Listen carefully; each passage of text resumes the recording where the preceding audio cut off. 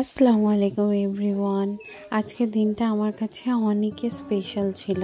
তো ঘুম থেকে উঠে বাইরেটা অনেকটা সুন্দর লাগছে, তাই আমি একটু ভিডিও করে নিলাম। আজকে আমাদের বিবাহের 5 বছর কমপ্লিট হলো, সেই জন্যই দিনটা আমার কাছে অনেক স্পেশাল ছিল। তাই আমি ভাবলাম একটু রান্না তো করা যেতেই পারে, আমি সেই জন্য বিরিয়ানি রাঁধবো ভাবলাম। আজকে রান্না করছি বিফ বিরিয়ানি। তো আমি পেঁয়াজ কেটে নিয়ে আলু কেটে নিয়েছি। তো কিছুটা পেঁয়াজ রান্নার জন্য রেখে বাকিটা পেঁয়াজ আমি বেরেস্তার মতো ভেজে নিয়ে অর্ধেক পেঁয়াজ আমি করে নেব, মানে মিক্সিতে পিষে নেব, সেটা দিয়ে বিফকে ম্যারিনেট করব। তো বিফ যদি আগে থেকে আনা থাকতো তো আমি ওভারনাইটই ম্যারিনেট করে রাখতাম, তাতে স্বাদ খুব ভালো আসে। আর এরকম রাখলেও হয়, তবে তার স্বাদের পার্থক্য আসে। কিছুটা আমি ভাতের উপরে দেওয়ার জন্য রেখেছি আর কিছুটা পিষে নিয়েছি, মা আগেই চাল ভিজিয়ে দিয়েছে। তো আমি পেঁয়াজ ভাজার তেলেতেই এখন আলুগুলো নুন জাফরান দিয়ে ভালো করে ভেজে নেব।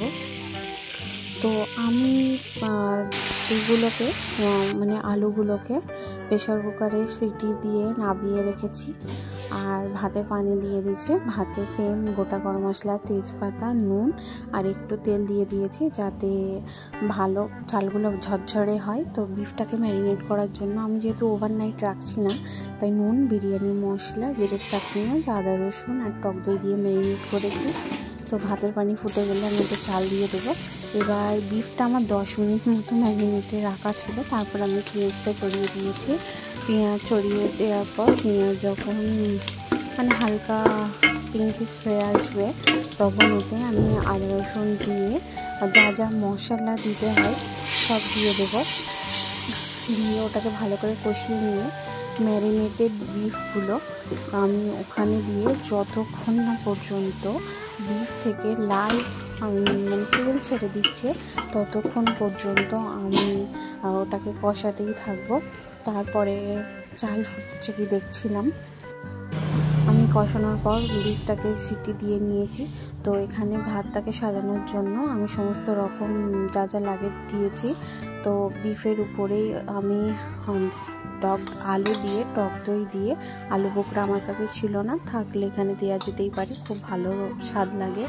এতে বিরিয়ানির মশলা, গোলাপ পানি, মিঠা আতর আর বিরিয়ানি মশলা এক জায়গায় গুলে রেখেছিলাম সেটা, নর্মাল বিরিয়ানির মশলা, ঘি আর ওইগুলো দিয়ে ভালো করে একটা লেয়ার করে উপরে পুরো চালটা দিয়ে নিয়েছি।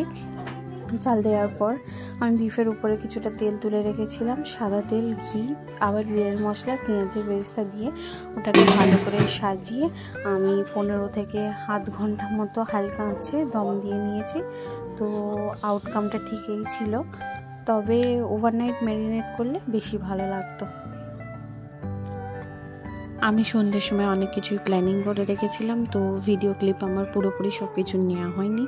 আমি ফুল, কেক, চকলেট, একটা ফোন, বেল্ট, কভার ফোনের, এগুলোই গিফট করেছিলাম।